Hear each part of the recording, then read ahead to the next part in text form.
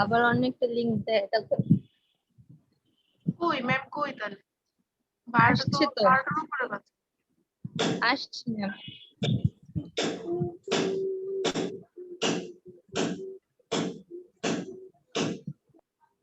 এই মিউট করো শব্দ।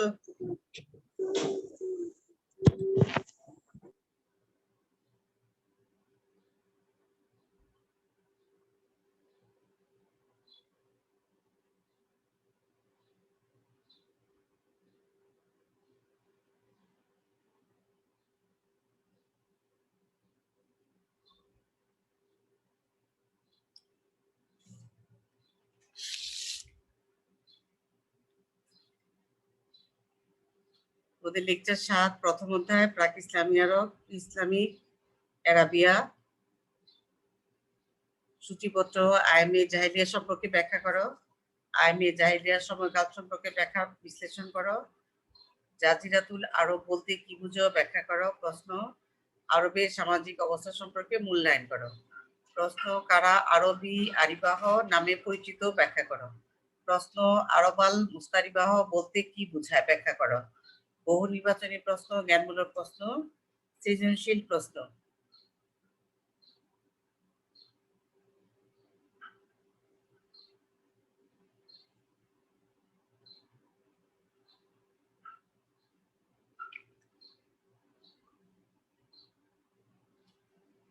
বহু নির্বাচনী প্রশ্ন, জ্ঞানমূলক প্রশ্ন যেটা, 1 আয়াম শব্দের অর্থ কি? যুগ।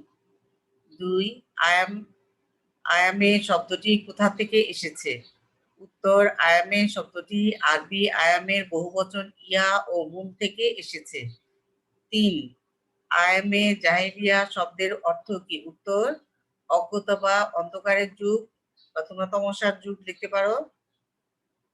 4 জাহেলিয়া যুগ কি?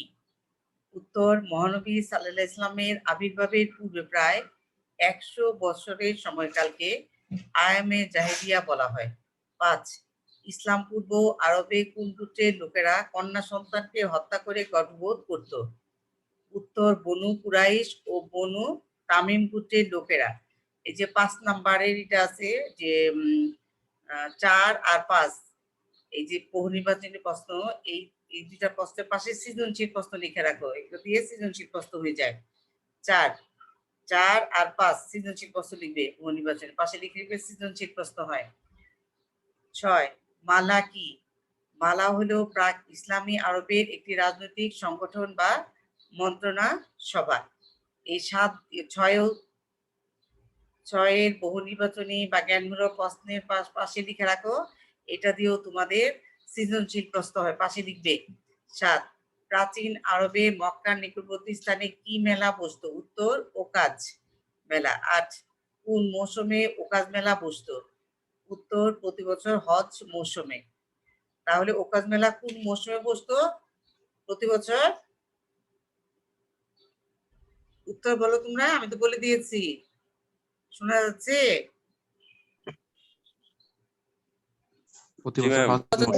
হ্যাঁ, প্রতি বছর কোন সময় বসতো ওকাজ মেলায়? মৌসুমটা কি? হজ মৌসুমে। 9 ইসলাম পূর্ব সময়ের আরবি কবিতাকে কি বলে অভিহিত করা হয়? আরবি কবিতাকে the public register of the Arabs বলে অভিহিত করা হয়।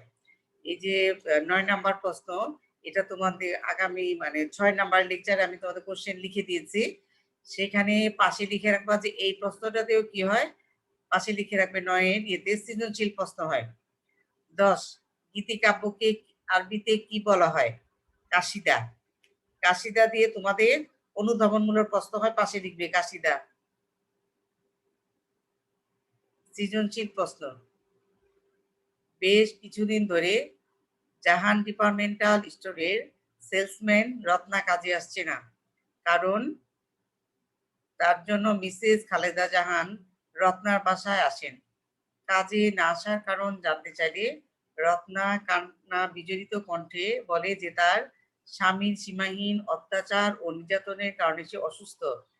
সে কারণে খালেদা জাহানকে আরো বলে যে তার মদপ্য স্বামী তার 2 কন্যাকে মারধর করে বাড়ি থেকে বের করে দিয়েছে। সমাজে নারীদের কোনো অধিকার নেই। মিসেস খালেদা জাহান এসব শুনেও খুব ব্যথিত হন। তিনি সমাজের নারীদের অধিকার প্রতিষ্ঠা ও যথাযথ মর্যাদার সাথে বসবাসের জন্য সচেতনামূলক পদক্ষেপ গ্রহণ করেন। এতে সমাজের ইতিবাচক পরিবর্তন আসে। তাহলে এই যে আমরা উদ্দীপকটা দিয়েছি, আমরা কলেজ যখন খোলা ছিল তখন পড়িয়েছি, তখন তোমরা বলো তো কোন কোন আয়ামে জাহেলিয়া যুগের কোন অবস্থার সাথে এটা মিল বলো। এই যে সৃজনশীল উদ্দীপক দিলাম, এটা কোনটা বলো দেখি ছেলেমেয়েরা। সৃজনশীল প্রশ্নটা কিসের সাথেই যায় বলো, কোন সামাজিক অবস্থা, কোন অবস্থার সাথে, কোন অবস্থার সাথে?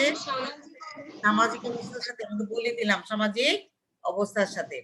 তাহলে এই যে সামাজিক অবস্থার সাথে মিল, আমরা জানি যে প্রাক ইসলামী যুগে সবচেয়ে নির্যাতিত অবহেলিত ছিল কারা?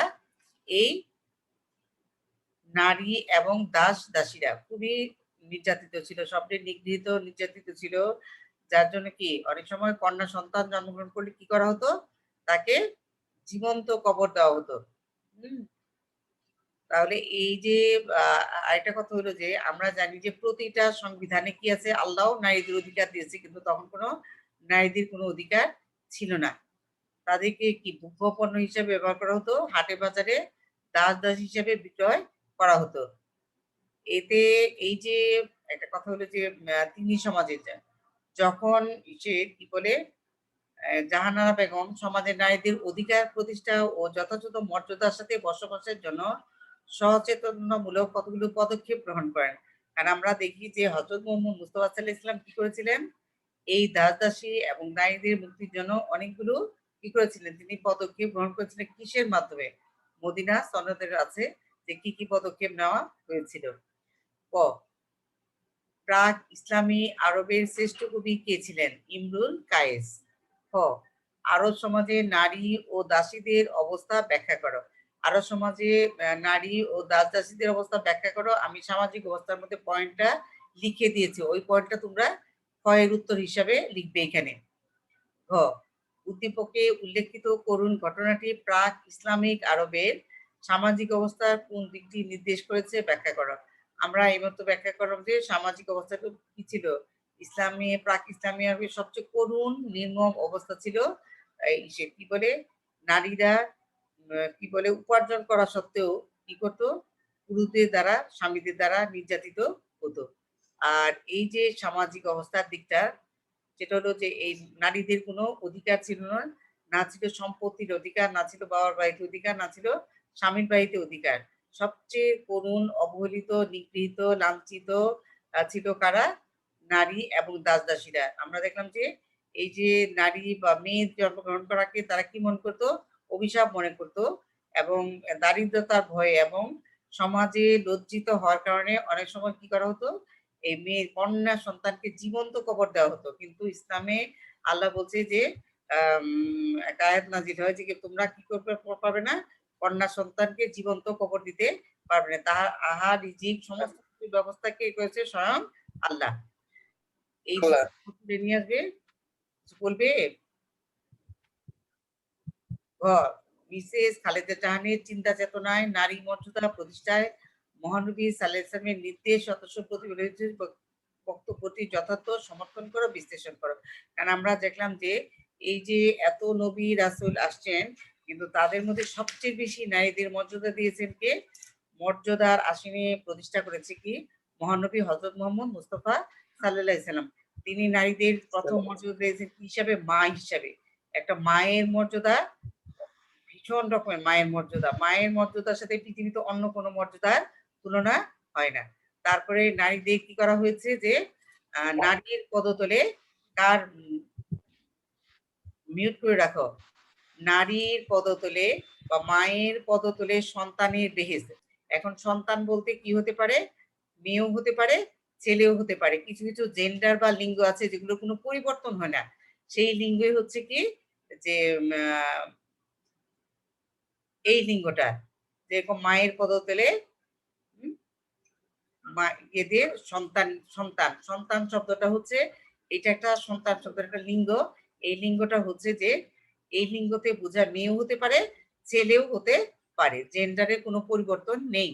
তোমরা মনে রাখবে ভালো করে, এটা বাংলার একটা আবার সাধারণ জ্ঞানেও অনেক সময় দিয়ে রাখে। আর এছাড়া তারপর নারীদের কোনো সম্পত্তির অধিকার ছিল না, না ছিল বাবার বাড়িতে সম্পত্তির অধিকার, না ছিল স্বামীর বাড়িতে সম্পত্তির অধিকার।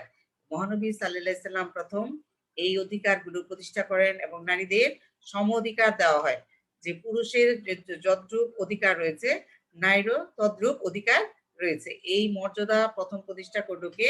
মহানবী সাল্লাল্লাহু আলাইহি সাল্লাম মদিনা সনদের মাধ্যমে।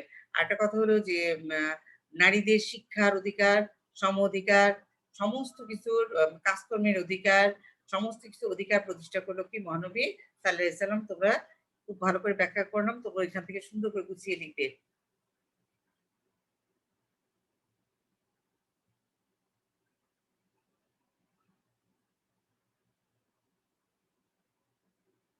আয়ামে জাহিলিয়া সম্পর্কে ব্যাখ্যা করো। তোমাদের আরেকটা খুব ইম্পর্টেন্ট প্রশ্ন, সেটা হচ্ছে আয়ামে জাহিলিয়া সম্পর্কে। আয়ামে জাহিলিয়া আরবি শব্দ, আয়াম শব্দ যুগ এবং জাহিলিয়া অর্থ তমসা, অজ্ঞতা ও কুসংস্কার। কয়েকটা শব্দই ব্যবহৃত হয়, তোমার মনে থাকলে যে কোনো একটা শব্দ দিলেই চলবে, কিন্তু আয়াম যখন আমরা ভাঙবো, যে ভাঙছি আয়ামটাকে ভেঙে আমরা কি করছি দেখছি, আয়ামে কি হয়? আয়াম শব্দের অর্থ যুগ, আর জাহিলিয়া অর্থ কি হয়? তমসা, অজ্ঞতা বা কুসংস্কার। দুইটা শব্দকে আমরা ভেঙে এটা বের করেছি। যখন দুইটা শব্দকে আমরা একসাথে করব আয়ামে জাহিলিয়া, তখন কি হবে? অজ্ঞতার যুগ, তমসার যুগ, অন্ধকারের যুগ। হ্যাঁ, ঠিক আছে, থ্যাংক ইউ। মহানবী সাল্লাল্লাহু আলাইহি সাল্লামের আবির্ভাবের পূর্বে প্রায় 100 বছরের সময়কালকে আয়ামে জাহিলিয়া বলা হয়। তাহলে আমরা দেখলাম যে আয়ামে জাহিলিয়ার সময়কালটা নিয়ে একটা বিতর্ক আছে, ব্যাখ্যাটা আমি দিয়েছি। তবে সর্বজন স্বীকৃত বা যেটা সময়টাকে বলা হয়েছে ঐতিহাসিক জীবনের মতে যে 100 বছর। কোথায়? যে কার আবির্ভাবের পূর্বে? মহানবী সাল্লাল্লাহু আলাইহি সাল্লামের বা হযরত মুহাম্মদ মুস্তাফা সাল্লাল্লাহু আলাইহি সাল্লামের আবির্ভাবের পূর্বের 100 বছরের সময়টা, কালটাকে আমরা কি বলতে পারি? আয়ামে জাহিলিয়া বলতে পারি। এখান থেকে কিন্তু জ্ঞানমূলক অনুধানমূলক প্রশ্ন, কার 100 বছরের আবির্ভাবের পূর্বের সময়টাকে আয়ামে জাহিলিয়া বলা হয়? কার? কার উত্তর বলো? হযরত মুহাম্মদ মুস্তাফা সাল্লাল্লাহু আলাইহি সাল্লামের আবির্ভাবের পূর্বে। এভাবে শব্দ খুঁজে খুঁজে বের করা বুদ্ধি করে। এই সময় আরবে মানুষের মধ্যে কোন প্রকার নৈতিকতা, সততা, দায়িত্বজ্ঞান ও শালীনতা ছিল না। অন্যায় অনাচারে ভরপুর ছিল। এজন্য এই সময়কে আয়ামে জাহিলিয়া বা অন্ধকারের যুগ, অজ্ঞতার যুগ বা তমসার যুগ, এজ অফ ইগনোরেন্স বলা হয়। এই যে ইংরেজিতেও কিন্তু তোমাদের কি হয় যে এজ অফ ইগনোরেন্স এর সম্পর্কে ব্যাখ্যা করো। তাহলে এজ অফ ইগনোরেন্স যখন বলবে তখন আমরা বই কোথায় পাবো? আয়ামে জাহিলিয়া। যে যুগে আরব কোনো পরিশীলিত জীবন ব্যবস্থা, মার্জিত কৃষি ও ধর্মীয় বিধিবিধান, নৈতিক অনুভূতি ও কোনো প্রকার কৃষ্টি, ধর্মগ্রন্থ ও মানবিক চেতনা ছিল না, সে যুগকে আয়ামে জাহিলিয়া যুগ বলা হয়। এখন যদি আমরা বড় করে ব্যাখ্যা করি যে আয়ামে জাহিলিয়া যুগ কাকে বলা হয়, এই যে এই সম্পর্কে আমরা, যে যুগে আরবে কোনো পরিচালিত মানবিক চেতনা ছিল না, এখান থেকে আমরা লাস্টে কোথায় চলে গেলাম যে নৈতিক চেতনা, মানবিক চেতনা ছিল না, সেই যুগকে কি বলা হয়? আয়ামে জাহিলিয়া। এইটুকু লিখবে। বস্তুত ইসলামের আবির্ভাবের যখন সমগ্র আরবে নীতি, নৈতিকতা, আইন, কানুন, মানবতাবোধ, সুসংহত শাসন ব্যবস্থা ও সামাজিক ও রাজনৈতিক ধর্মীয় ক্ষেত্রে বিশৃঙ্খলা ও নৈরাজ্য বিরাজ করত, সেই সময়কালকে আয়ামে জাহিলিয়া বলা হয়। স্টেপ বাই স্টেপ আসতেছে আয়ামে জাহিলিয়া কাকে বলে, এগুলো ব্যাখ্যা যখন বড় হিসেবে যাবে তখনই ব্যাখ্যা করবে। এই প্রসঙ্গে ঐতিহাসিক পি কে হিট্টি বলেন, সাধারণত জাহিলিয়া শব্দটি অজ্ঞতা যুগ থেকে বোঝায়, কিন্তু বাস্তবে শব্দটি এমন একটি যুগকে বোঝায় যখন আরবে কোনো বিধিবিধান ছিল না, কোনো নবীর আবির্ভাব ঘটেনি এবং কোনো ঐশিক গ্রন্থ নাজিল হয়নি। এখন আমরা বললাম যে কোনো নবীভাব, তখন আরবে কোনো নবীভাব আবির্ভাব হয়নি। কার আবির্ভাব হলো পরবর্তী সময়ে? হযরত মুহাম্মদ মুস্তাফা সাল্লাল্লাহু আলাইহি ওয়াসাল্লাম। আর ঐশী গ্রন্থ বলতে যে আসমানি কিতাব আসতো সেটা কি বলতো? ঐশী গ্রন্থ বলা হতো। ঐতিহাসিক যে ওয়েলহাউসন জাহিলিয়া যুগে আরবদের সম্পর্কে বলেন, আরবদের ধর্ম ও রাজনৈতিক জীবন আদিম অবস্থায় ছিল। সুস্থ, সুন্দর ও সুশৃঙ্খল জীবন সম্পর্কে তারা একেবারেই অজ্ঞ ছিল। তাদের সমাজ ও ধর্মীয় অবস্থার অধপতনের সর্বনিম্ন পর্যায়ে পৌঁছেছিল। এই যে ঐতিহাসিক যে ওয়েলহাউসেনের যে দিয়েছেন, তিনি বিবৃতি দিয়েছেন বা বলেছেন, এটা দিয়েও তোমাদের সৃজনশীল প্রশ্ন হয়। আর ঐতিহাসিক পিকে হিটজি যে এটা বলেছেন, উদ্ধৃতিটা বলেছেন, সেটা দিয়েও সৃজনশীল প্রশ্ন হয়। এগুলো নিচে তোমরা দাগিয়ে রাখবে যে সৃজনশীল প্রশ্ন হয়, সৃজনশীল প্রশ্ন হয়। আইএমএ জাহেলিয়া সময়কাল সম্পর্কে বিশ্লেষণ করো। আইএমএ জাহেলিয়া সময়কাল সম্পর্কে ঐতিহাসিকদের মধ্যে মতবিরোধ রয়েছে। কোনো ঐতিহাসিকের মতে হযরত আদমের সৃষ্টির পর থেকে শুরু করে মহানবী সাল্লাল্লাহু আলাইহি ওয়াসাল্লামের নবুয়ত প্রাপ্তি পর্যন্ত এই সুদীর্ঘ সময়কে আইএমএ জাহেলিয়া বলে। তাহলে দেখতে পাচ্ছি বিভিন্ন ঐতিহাসিক বিভিন্নভাবে সময়টাকে, কোন সময়টা আইএমএ জাহেলিয়া সেটা ব্যাখ্যা করা হয়েছে। আরব ঐতিহাসিকদের মতে হযরত ঈসা আলাইহিস সালামের তিরোধান মানে মৃত্যুর পর থেকে ইসলামের আবির্ভাবের পূর্ব পর্যন্ত সময়কে আইএমএ জাহেলিয়া বলা হয়। কিন্তু ইউরোপীয় ঐতিহাসিক আর.এ. নিকলসন ইসলামের আবির্ভাবের পূর্ববর্তী সময়কে আইএমএ জাহেলিয়া যুগ বলে উল্লেখ করেছেন। ঐতিহাসিক পিএইচডি এই নিকলসনের ওই মতকে সমর্থন করে বলেন, জাহেলিয়া যুগ একদিক থেকে আদম আলাইহিস সালামের সৃষ্টি থেকে শুরু করে মহানবী সাল্লাল্লাহু আলাইহি ওয়াসাল্লামের নবুয়ত প্রাপ্তি পর্যন্ত সময়কে বোঝায়। তবে বিশেষ করে এখানে এই ইসলামের আবির্ভাবের পূর্বে সময়টা দেখো 510 থেকে 610 খ্রিস্টাব্দ 100 বছর পর্যন্ত বিস্তৃত ছিল। তাহলে আমরা এখানে আরেকটা জিনিস পেয়ে গেলাম যে সময়টা, ডিউরেশন বা সময়টা, সেটা হলো আবির্ভাবের পূর্বে বা খ্রিস্টাব্দ কত ছিল, 510 থেকে 6 খ্রিস্টাব্দ, মনে রাখবা এটা। আর ঐতিহাসিক জীবন যেটা বলছে, এটাকে ঐতিহাসিক পিকেটি সমর্থন করেছেন। এই জন্য আমরা ওই মতটাকে সমর্থনযোগ্য বা ঐতিহাসিকভাবে প্রতিষ্ঠিত, সেটা হলো হযরত মুহাম্মদ মুস্তাফা সাল্লাল্লাহু আলাইহি ওয়াসাল্লামের আবির্ভাবের পূর্বে 100 বছরের সময়টাকে আইএমএ জাহেলিয়া বলা হয়। আর 100 বছর পূর্বের সময়টা আমি লিখে দিয়েছি 510 থেকে 610 খ্রিস্টাব্দ পর্যন্ত সময়টা। এটা দিয়েও তোমাদের সৃজনশীল প্রশ্ন হয়, এটা তোমরা পাশে লিখে রাখবে। ইসলামে আসার অব্যাহতি আগের সময়ে আইএমএ জাহেলিয়া বলা হয় পবিত্র কুরআনে ও তার ইঙ্গিত মেলে।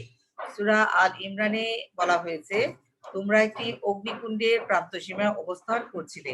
মানে আইএমএ জাহেলিয়া যুগটাকে কিভাবে কার সাথে তুলনা করা হয়েছে? সূরা আল ইমরানে স্বয়ং আল্লাহ বলেছেন যে তোমরা একটি অগ্নিকুণ্ডের প্রান্ত সীমায় অবস্থান করেছিলে। যে একটা আগুন যখন লাগে, অগ্নিকুণ্ড দেখো ভয়াবহভাবে ছড়িয়ে যায়, তখন তার যে তাপ বা ও গায়ে যে উত্তাপটা লাগে ভয়াবহ রকমের, পুড়িয়ে যাওয়ার মতো, জ্বলছে যাওয়ার মতো, এটার সাথে তুলনা করা হয়েছে। এটা দিয়েও তোমাদের সৃজনশীল প্রশ্ন হয়, লিখে রাখবে। জাজিরাতুল আরব বলতে কি বোঝায় ব্যাখ্যা করো। জাজিরাতুল আরব বলতে আরব ভূখণ্ডকে বোঝায়। জাজিরা আরবি শব্দ, এর শাব্দিক অর্থ দ্বীপ বা উপদ্বীপ। তাহলে জাজিরা কি শব্দ? আরবি শব্দ। আর জাজিরার অর্থ কি? দ্বীপ বা উপদ্বীপ। পৃথিবীর বৃহত্তম উপদ্বীপ কোনটি? ছেলেমেয়েরা, পৃথিবীর বৃহত্তম উপদ্বীপ কোনটি? উপদ্বীপ কোনটি? আরব। আরব ম্যাম। আর বললাম বৃহত্তম, এটা সাধারণ জ্ঞানের প্রশ্ন, চট করে বলবা, শিখেছি তো। আরব একটি ভূখণ্ডের নাম, তাই জাজিরা আরবি আরব অর্থ বা আরব উপদ্বীপকে বোঝায়। এশিয়া মহাদেশের দক্ষিণ পশ্চিমে এবং আরব দেশে বিশ্বের সর্ববৃহৎ উপদ্বীপ। মূল তাহলে এশিয়া মহাদেশে কোন দিকে অবস্থিত? দক্ষিণ পশ্চিমে। মূল স্থলভাগের সাথে সংযুক্ত, কিন্তু বেশিরভাগ অংশ সাগর দিয়ে বেষ্টিত কোনো ভূখণ্ডকে উপদ্বীপ বলা হয়। তাহলে উপদ্বীপ কাকে বলা হয়? এখানে লিখে দেওয়া হয়েছে, স্থলভাগের সাথে যুক্ত কিন্তু বেশিরভাগ অংশ সাগর দিয়ে বেষ্টিত সেই ভূখণ্ড বা অংশকে কি বলা হয়? উপদ্বীপ বলা হয়। উপদ্বীপ কাকে বলা বললে এই যে এইটুকু লিখবে, উপদ্বীপ কাকে বলে।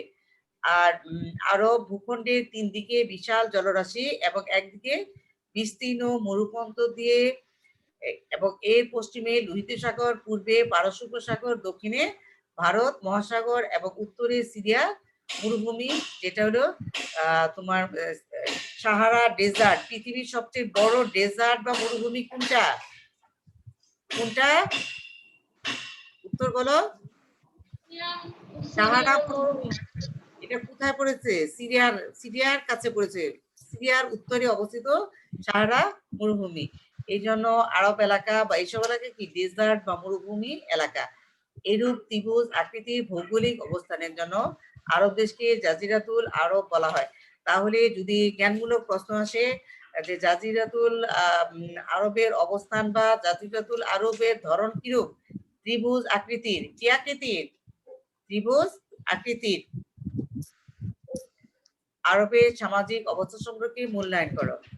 প্রাক ইসলামী যুগে আরবের সামাজিক ও নৈতিক জীবন ছিল কলুষিত ও হতাশা ব্যঞ্জক। 1. শ্রেণী বিভাজন। প্রাক ইসলামী আরবের জনগোষ্ঠী মূলত দুইটি শ্রেণীতে বিভক্ত ছিল, যথা যাযাবর বেদুইন আর হচ্ছে শহরে স্থায়ী বাসিন্দা যারা শহরবাসী। এই দুই ভাগে বিভক্ত ছিল আরবের অধিবাসীরা। মক্কা, মদিনা, তাইফ প্রভৃতি শহরকে কেন্দ্র করে বিভিন্ন শহরের স্থায়ী বাসিন্দা উন্নত জীবনযাপন করলেও বেদুইন আরবরা সভ্য জীবনে দেখা পায়নি। তাহলে সভ্য জীবনে যারা বসবাস করতো তারা কোন শহরের বাসিন্দা ছিল? Mecca, Medina, Taif. এরা ছিল সভ্য জগতের বাসিন্দা এবং তারা স্থায়ীভাবে ওখানে বসবাস করতো এবং তারা সুষ্ঠু সুন্দর জীবনযাপন করতো। আর বেদুইনদের জীবনটা ছিল কি উচ্ছৃঙ্খল, যাযাবর, উদ্দাম জীবন, বেপরোয়া জীবন যাপন করতো কারা? বেদুইনরা। 2. কৌলিন্য প্রথা। বংশ বীরত্ব, শীর্ষ বীর্য নিয়ে শ্রেষ্ঠত্ব বা গৌরব অহংকার করার নীতিকেই কৌলিন্য প্রথা নামে পরিচিত।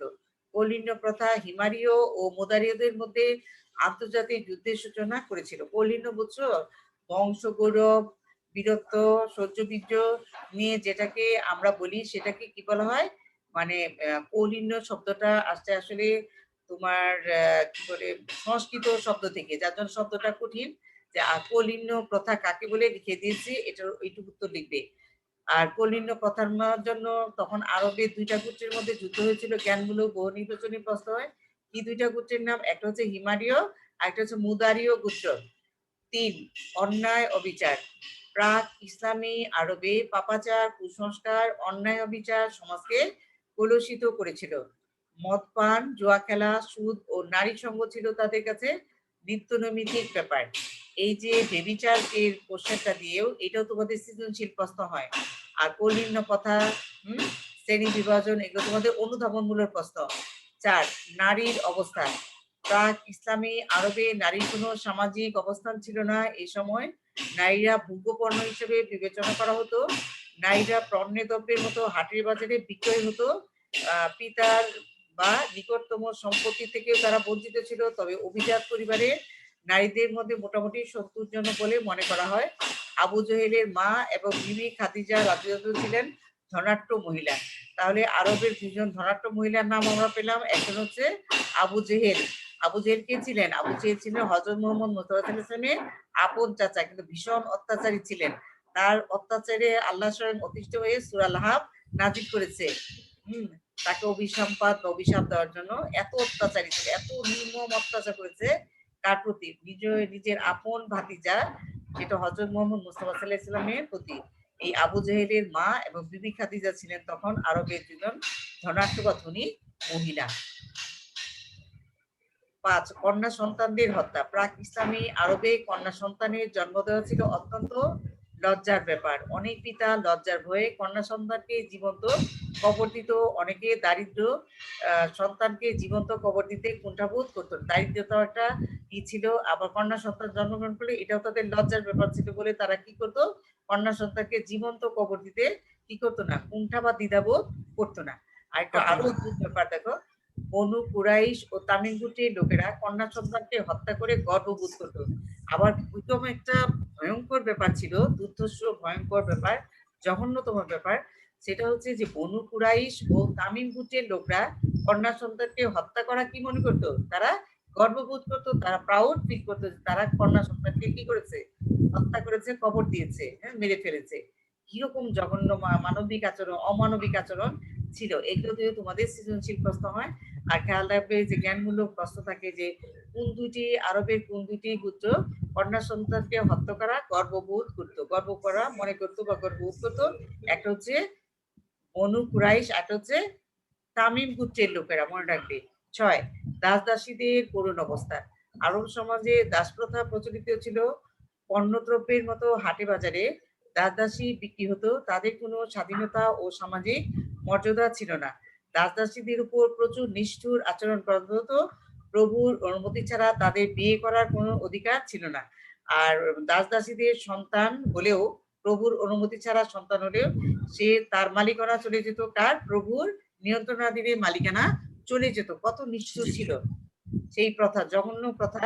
আমি তোমাদের ঘ আর ভয়ের উত্তর দিয়েছি, আর ভয়ের উত্তর আছে এখান থেকে যে করে নেবে। 7 নৈতিক অবক্ষয়। ইসলামের আবির্ভাবের আগে আরো ছিল নৈতিক ও সামাজিক অবক্ষয়ে পরিপূর্ণ। পরনিন্দা, পরশ্রী কাতরতা, আভিজাত্যের দম্ভ, নারী হরণ, চুরি, ধর্ষণ, খুন ইত্যাদি গর্হিত বা অন্যায় কাজ সমাজে ব্যাপকভাবে প্রচলিত ছিল। এটা দিয়েও তোমাদের সৃজনশীল প্রশ্ন হয়। দাস দাসী দিয়ে, কন্যা সন্তান দিয়ে, প্রতিটার পাশে সৃজনশীল যুগ অনুধাবন লিখে রাখবে। আর জ্ঞান আর বহু নির্বাচনী প্রশ্ন তো বলার অপেক্ষা রাখে না, খুঁটিয়ে খুঁটিয়ে পড়তে হবে, যেহেতু চ্যাপ্টার কমে গেছে। 8 কুসংস্কার কথা। প্রাক ইসলামী আরব সমাজে কুসংস্কার এত বেশি ছিল যে তারা যে কোনো কাজ শুরু করার আগে তীর নিক্ষেপের মাধ্যমে ভাগ্য পরীক্ষা করত। যুদ্ধে যাওয়ার আগে তারা বীর পুরুষদের পূজা করা সহ নানা কুসংস্কারে আচ্ছন্ন ছিল। কারণ আমরা জানি যে কি, ভাগ্য গণনা করা আল্লাহ নিষেধ করেছে। ভাগ্য গণনা করতে বা ভাগ্য কার হাতে নিয়ন্ত্রিত? একমাত্র সৃষ্টিকর্তা আল্লাহর হাতে। সেই জন্য কিন্তু তাদের মধ্যে এই কুসংস্কার ছিল যে কোথাও বের হওয়ার আগে তারা কি করতো? ভাগ্য গণনা শুরু করতো। আর কি করতো? তারা পূজা করতো। পূর্বপুরুষদের কি করতো? তারা পূজা করতো। আমরা জানি চন্দ্র, সূর্য, গ্রহ, নক্ষত্র ইত্যাদি বিভিন্ন কাজে তারা কি ছিল? আর কুশিত প্রথা। প্রাক ইসলামী আরবে ইহুদি জনগোষ্ঠীর মধ্যে কুশিত প্রথা বা সুদ প্রথা ব্যাপকভাবে প্রচলিত ছিল। এই প্রথা এতই মারাত্মক পর্যায়ে পৌঁছেছিল যে ঋণ গ্রহণকারী কোনো ব্যক্তির সময় মতো অর্থ পরিশোধ করতে না পারলে মহাজন ঋণ গ্রহণকারী স্ত্রী, পুত্র, কন্যা দিয়ে জোরপূর্বক দাসে পরিণত করতে পারত। প্রতিটা কিন্তু কি বলে পয়েন্ট কিন্তু প্রতিটা সৃজনশীল এবং অনুধাবনমূলক প্রশ্ন যাচ্ছে। প্রতিটা প্রশ্ন ফুটিয়ে ফুটিয়ে পড়বে। 10 নৈতিক গুণাবলী। প্রাক ইসলামী আরবে নানা বিশৃঙ্খল ও অনৈতিক কার্যক্রম প্রচলিত থাকলেও আরবদের মধ্যে কতগুলো নৈতিক গুণাবলী বিদ্যমান ছিল। তাদের আতিথ্যপরায়ণতা, তেজস্বিতা, স্বাধীনতা প্রীতি, উদারতা, নিঃসংকোচ বোধ, সাহসিকতা প্রভৃতি মহৎ গুণের সমন্বয় দেখা যায়। আবার তাদের নৈতিক গুণাবলী দিয়েও তাদের সৃজনশীল প্রশ্ন হয়। এটাও খেলো কি কি গুণ তাদের ছিল, হাতে ধরে ধরে শিখবে। কয়টা পয়েন্ট ছিল তাদের? তারা আরবি আরিবাহ নামে পরিচিত, ব্যাখ্যা করো। আরবের আদিম অধিবাসী আরবি বায়দা ধ্বংসের উপর আরবের উপর যে গোষ্ঠী বসতি স্থাপন করেছিল তারাই আরবি আরিবাহ নামে পরিচিত। দক্ষিণ আরবের বনু কাহাতান বংশ আরবি আরব জনগোষ্ঠীর অন্তর্ভুক্ত। দক্ষিণ আরবে বা ইয়ামেনে বসবাস করত বলে এদেরকে হিমারীয় বা ইয়ামেন নামে অভিহিত করা হয়। দক্ষিণ আরবের ইয়ামেন ও হাজরামতে কাহাতান গোত্রের উত্থানের মধ্য দিয়ে আরবদের সত্যিকারের ইতিহাসের যাত্রা শুরু হয়ে যায়। দক্ষিণ আরবের বনু কাহাতনের এই বংশধররাই আরবি আরিবাহ নামে পরিচিত। এটা দিয়ে তোমাদের অনুধাবনমূলক প্রশ্ন হয়। এটা তোমরা খুব ভালো করে শিখবে যে অনুধাবনমূলক প্রশ্ন কিভাবে হয়।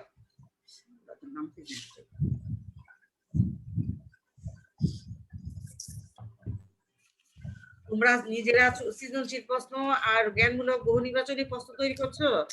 শুনো, আর একটা কোনো ওয়াইফাই লাইনের যেহেতু সমস্যা থাকে, ডিউ টাইমে অনেক সময় ঢোকা যায় না, বুঝছো? সেই জন্য কিছু সময়ই হয়ে যায়। এগুলো যেহেতু আমাদের হাতে নেই। মেয়েরা না প্রেজেন্ট করো আগে। 40 ফারজানা আক্তার মিতু, 12 রাফিয়া সরকার, রাফিয়া কথা বলো। সাবিরা আক্তার বিতি 73, সামিয়া আক্তার বিতি 57, মেহরিন আছো? করিম 26, তাসতুবা হুসেন লগ্ন। Yes, ma'am. বলে একটু।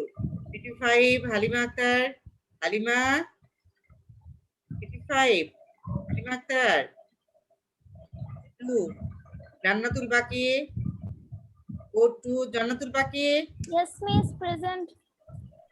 61 আদ্রিতা চৌধুরী, আদিতা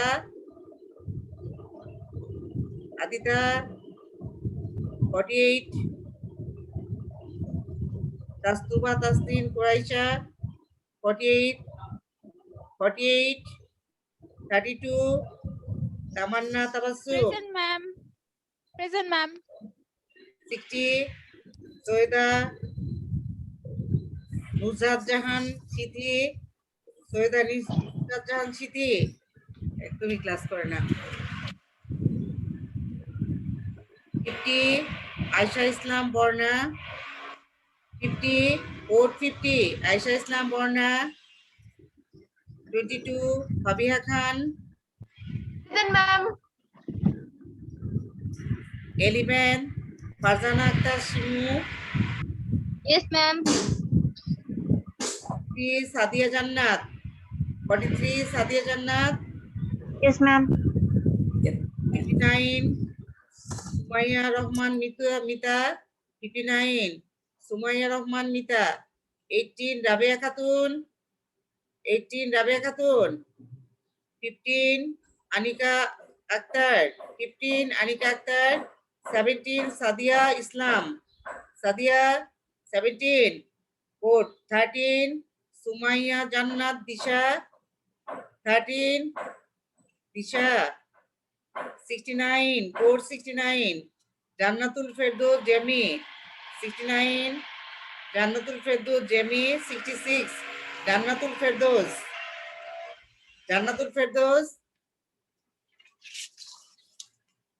21 আয়না নূর মাইশা আয়না, কোড 5 ফারজানা ফাজনিন, ফারজানা তাড়াতাড়ি বলো। 70 অনিন্দিতা হক, 70 কোড 70 অনিন্দিতা হক, ছেলেরা আসো নাম প্রেজেন্টে। 26 Tanzim Rahman, 26 Tanzim, Yes, ma'am. Asi. 60 Present, ma'am. Shakib, Present, ma'am. 34 আলিম, 34 আলিম, এই যে ma'am Asi. 10 বাবু রিয়াদ বাবু, 10 রিয়াদ বাবু, 33 হুসেন আল শাহরিয়ার আবিদ, Yes, ma'am. 32 রফিকুল ইসলাম রতন,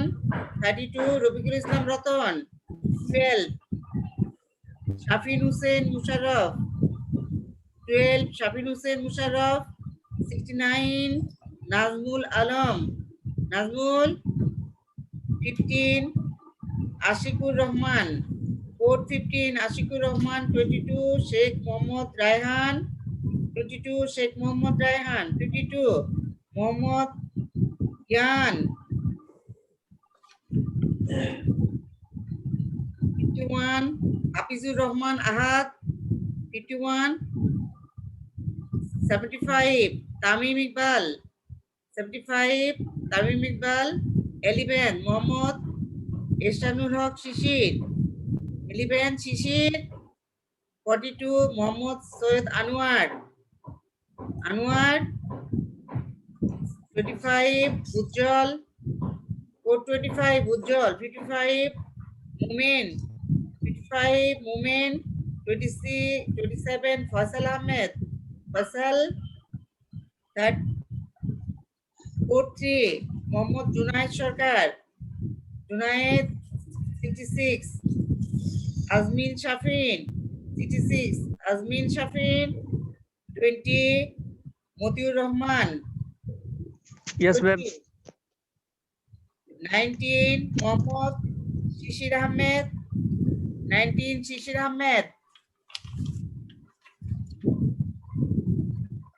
53 রাকিবুল হাসান, 54 গুলাম রাফি, 61 মোহাম্মদ আরাফ, Yes, ma'am. 7 আবু সালে উজ্জ্বল। কোড 7 আবু সালে উজ্জ্বল। 8 জুবায়েদ আহমেদ। কোড 8 জুবায়েদ আহমেদ। 18 মোহাম্মদ শেহানুল ইসলাম মজুমদার। 18 মোহাম্মদ শেহানুল ইসলাম মজুমদার। 9 মোহাম্মদ মোহাইমিনুল ইসলাম। 9 মোহাইমিনুল ইসলাম। 62 হায়াত শাহ Yes, ma'am. হায়াত। Yes, 71 রাসেল আহমেদ। রাসেল 71 67 সাদ রহমান। 67 সাদ রহমান। আর কেউ নাম প্রেজেন্টে বাকি আছো ছেলে মেয়েরা? কে আছো বলো? मैम 40 42 would 40 কোড বলো। 42 সৈয়দ আনোয়ার। এরপর আর কেউ বাকি আছো? তোমরা কিন্তু ক্লাস করবে। साइद अनवर जी मैम হ্যাঁ, তোমরা কিন্তু অনেকে ক্লাস করো না, শুধু নাম প্রেজেন্ট করতে আসো, বুঝছো? তাদেরকে আমি দেখে রাখতেছি, পরে আসবা ঢুকবার নাম প্রেজেন্ট দিব না, ক্লাস করবে। তোমাদের তো ক্লাস হিসেবে ক্লাস করবে। সবাই ঠিকভাবে ক্লাস করবে, ঠিক আছে? শুনো, তোমাদের কোনো জানার ma'am. কিছু আছে বলো, जी मैम। বলো। তোমাদের জানার কোনো কোশ্চেন করা থাকলে আমাকে বলো। তোমরা তো অনেক কিছু জেনে বই থেকে বা নিজেরাও বলতে পারো যে কিভাবে পড়বো, কি করবো, কিছু বলতে হয় না। সময় আছে বেশি, খুললেই তো ঝট করে পরীক্ষা হয়ে যাবে। আর জি কি ম্যাম। জানা আছে, এই যে প্রশ্নগুলো দিচ্ছি ছোট ছোট